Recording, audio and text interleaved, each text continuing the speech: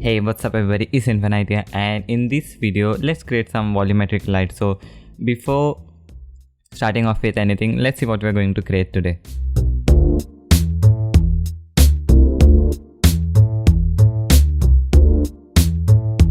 Okay, that's pretty good, right? Okay, so I had made a tutorial a few months back, but the problem with that was it was only for static shots. So if you try to apply the same techniques to a shot which is moving like this one, as you can see on the screen, it won't work. Okay, so but I would definitely recommend you guys to watch that video first, so that you can get a proper idea how this effect will work. Okay, or if you don't want to watch, no problem, just start off with this one.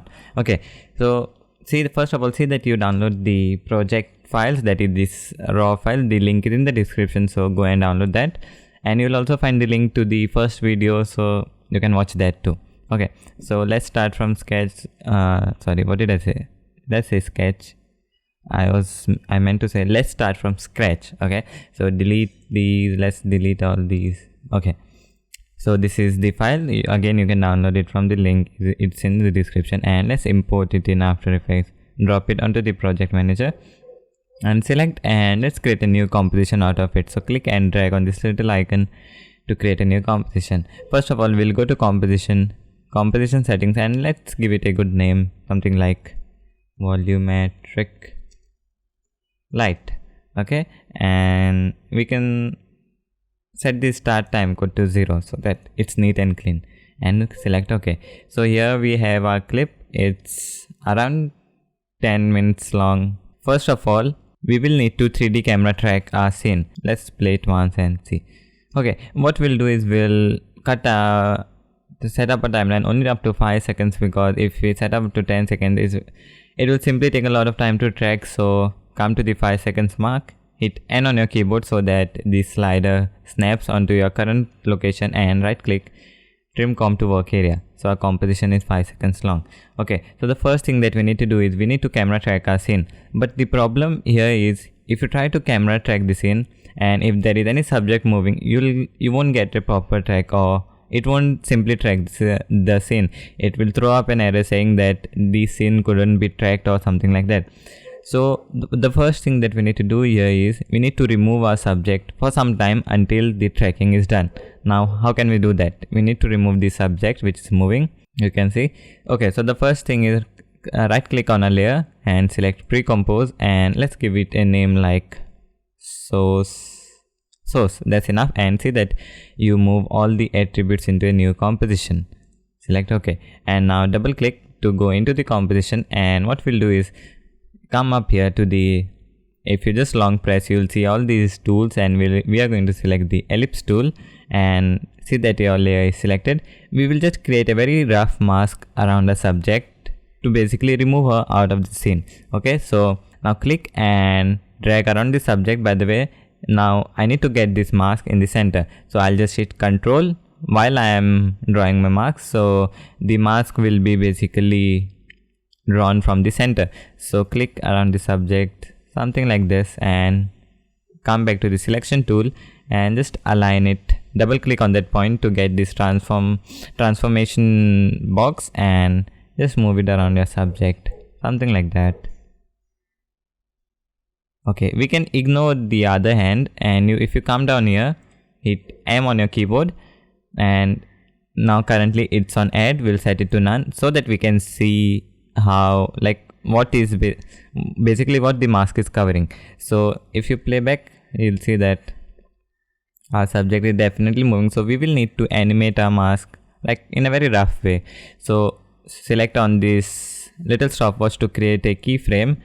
Go ahead, and I think till here it's fine. I'll just move it to the side a little bit, and here we'll just decrease it, something like this. By the way, just double click on this point to get this transformation works again, because it might be a little confusing if you're just starting off. And again, select on this layer, you'll see the mask. Double click and move it here so that the mask is covering your subject. I think we are almost done. It's very easy, by the way. See, we have done such a pretty job of animating the mask. I think we have done a very good job, and now all you need to do is just change it to subtract. Boom, and our mask is gone from this side. Don't worry about the hand, we can ignore, that much is fine. We can definitely work around with this. And the last thing that you need to do is hit F on your keyboard and just feather the mask out a little bit. Okay, so now we can come back to the volumetric light composition. By the way, here is another little quick tip. If you are still in the source and if you need to go back to your main composition, just press the tab key and you will see this little flow chart and just select the volumetric light. So we are in the volumetric light composition now. Okay, so it is now we can track our scene easily. So come up to window and the tracker panel, I'll just move it up and select your layer and hit track camera and come to the effects control panel. By the way, if you cannot see the effects control panel, just come up to window and right here it will be effects control. So and come up to advanced and see that you check detailed analysis so that it will basically give you more tracking points to work around. Don't worry, it will track soon. So if it's taking time, then go drink water and come, because drinking water is very important. So go drink water right now.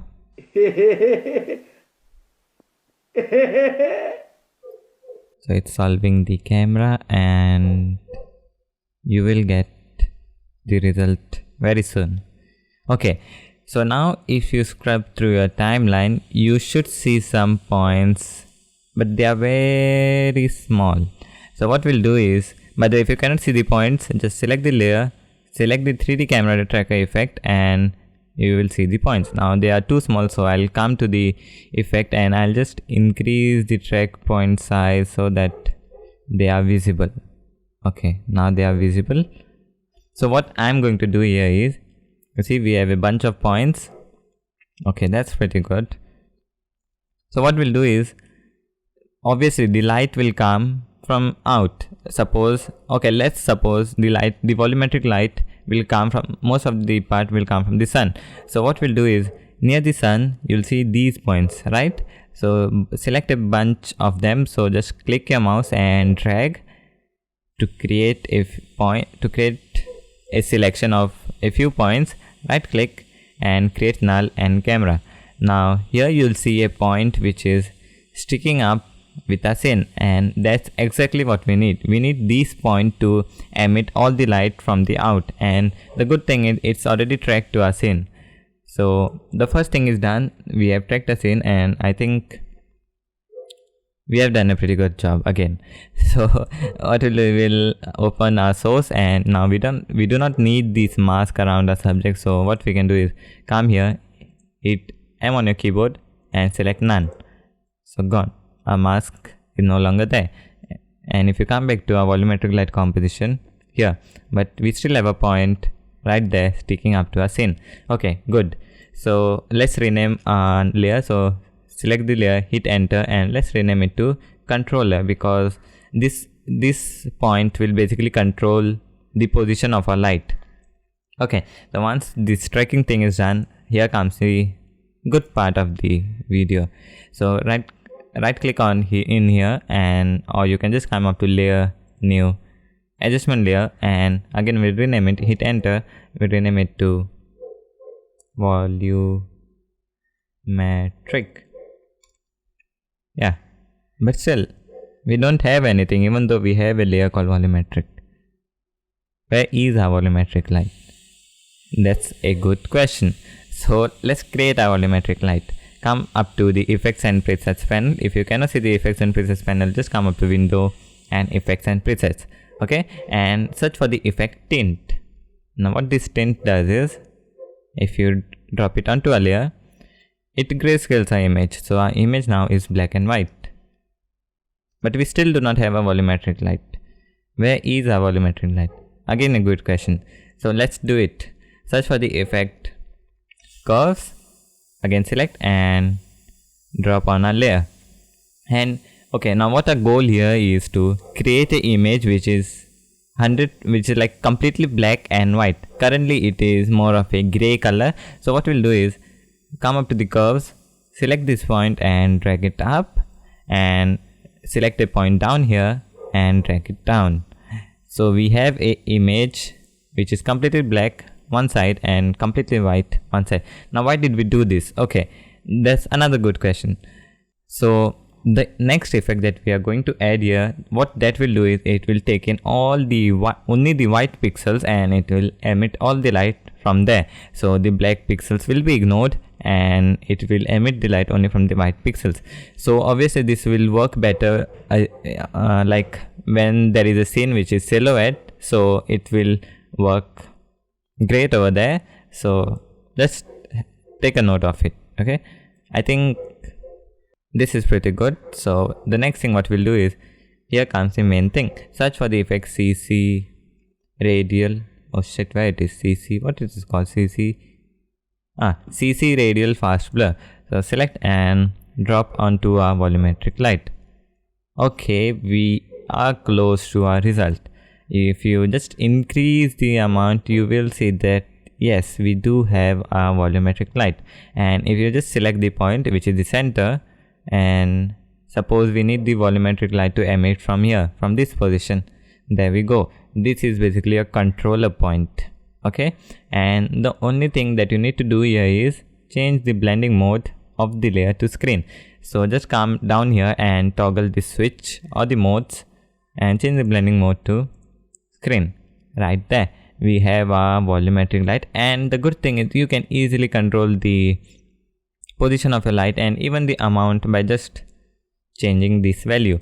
But see, I told you again, this is a problem because this is just a 2D point lying in the 2D space. So no matter what, the light won't follow like how your scene is following. Okay, so and if you suppose let me explain you. Let's hide this volumetric layer for some time, and let's get this point. See that you select the CC radial fast blur effect, and then only you can see this point and get it down the sun. Suppose we need our sun to emit all the light, like from that position. As you scrub through the timeline, you will see that this point is not following our sun. So a light rays it's not following our sun. But if you select a controller layer and move it up to the sun, you see that this point is following our sun throughout the scene very well, and that's what we need. So here is something that we need to do, and this is really important. Enable your volumetric light, and we need to convert this point, the center, which is a 2D point, into a 3D point. Now it's not something that you'll do it directly, but it's really easy with a very simple expression. Now don't be scared by hearing the word expression. It's a very simple expression, so you don't even need to like create something, write line of codes, that. So let's get started. Hold Alt on your keyboard and select on this little stopwatch. You'll see that the numbers have turned red. That means this effect has an expression. And now down here you will see a pick whip tool. Write this, select and parent it to the controller layer. This will automatically write in a code for you. The next thing that you need to do is write this very simple code which will be displayed on the screen. It's called toComp, open the bracket, and then again square brackets 0, 0, 0, and at the end of the line I forgot what it's called, a semicolon. Yeah, a semicolon, and just press away. Okay, now here is the good thing. If you select a controller and if you move it around, you will see that now this point, the controller will control our light, and if it controls a light, that means it's parented to our scene properly. So there we have it. And if you try to move this point, which was previously of the CC radial fast blur, it won't move because it's locked to a controller, and a controller is the thing that will control the amount of light and it's tracked to our scene. So that's perfect. So I'm going to move it here so that the light comes from here. I'm going to the end. Yeah, I think this looks really good, but currently we are not done yet. We need to match our volumetric light to our scene. Currently it's white and our scene is basically it's like a sunset or a sunrise, so we need to make our rays orange. So come here and search for the effect, curves, drop it again after the CC radial fast blur, and what we'll do is we'll go to the red channel, we'll increase the red channel a little bit. You see the rays also turn red, and we'll go to the blue channel, we'll decrease blue channel. There we go. Here is the before and here's the after. So we have some really good looking orange volumetric light, which is 100% like it's procedural, so you can obviously control it very easily. You can control the amount, you can change the color of the rays, you can do everything that you want right here. Everything is right here. And if you need to basically, like, what we'll do is we'll come back to the curves too, we'll go to the RGB channel and we'll add some contrast. So make a S curve. Yeah, I think this looks really good. Obviously the amount is a lot and it's overdone, but I think that's okay. I really like things which are overdone. So let's boost it. Yeah, I think this looks really good. So here was your before and here's the after. So here's the before and here's the after. I think the contrast is a lot, so I think I'll decrease. I'll go back to the RGB channel and I'll get this thing up back again. Okay, and what we'll do is okay, here's another quick tip. So if you search for the effect fractal noise and drop onto a layer, but see that this thing is above the CC radial fast blur. We'll just change the blending mode back to normal. Okay, what have we done here? What has happened? Don't worry about that, I'm going to show you. Suppose you need light of rays which are basically like more narrow, like this. Currently it's very plain and see, it's very plain and it's very simple. So what we can do is we can cut out into very narrow rays like this by the fractal noise effect. So enable the fractal noise and just change the blending mode from normal to multiply, and if you just increase the contrast, you'll see that we have some really interesting looking noise now to our volumetric light. And what we can do is we can animate our evolution. So again, come to the first frame, set up a keyframe, go to the end and just move the evolution a little bit so that it's not that simple, so that it's animated. And if you play, you see that we have some really good looking noise to our volumetric light. You can even increase the contrast a lot more, so we have more narrow rays, and change the blending mode back to screen. You see that we have some more narrow and fine rays. So here was the before, here the after. So you can easily do that. You can change the type. Every time you will get a different result. You can change the complexity, and you can change even the opacity if you need. You can come to the transform, come to the scale. If you need big rays, you can enable the scale. If you need very tiny rays, you can disable. You can get the scale down. So yeah, that was it. And okay, one final thing that I like to do is I'll hide the fractal noise for some time. Let's pre-compose everything. So select all, right click, pre-compose, and rename it to like final. Let's add a letterbox to our scene. So right click, new, solid. As you have heard, it's called the cinematic bar. So cinematic bar, and we'll come here and search for the CC jaws effect. Select and drag on a layer. We'll get the completion to somewhere around 75 and we'll decrease the height. So there we have it. And let's fit. And I think I'll just color grade it once more. So I'll create a new adjustment layer, get it down, rename it to CC color correction, add in another curves effect, and I'll just increase the overall contrast. Make a S curve. By the way, if you make a S curve, you get contrast to your scene. So always remember that if anyone tells you make a S curve, he's basically telling you to get some contrast in the scene. So here we go. So this is the final result. So hope you guys, as always, learned something new from it. And if you did, then consider watching it again and again. What the? Because just, oh god, Why am I so lame? Okay, so hope you guys learned something new from it, and I'm Infinite, and I'll see you next time. Bye bye. You got me feeling good, yeah, you got me feeling numb. Everything you do, I can't seem to get enough. You got me feeling good, yeah, you got me feeling numb. Touching on your body feels like taking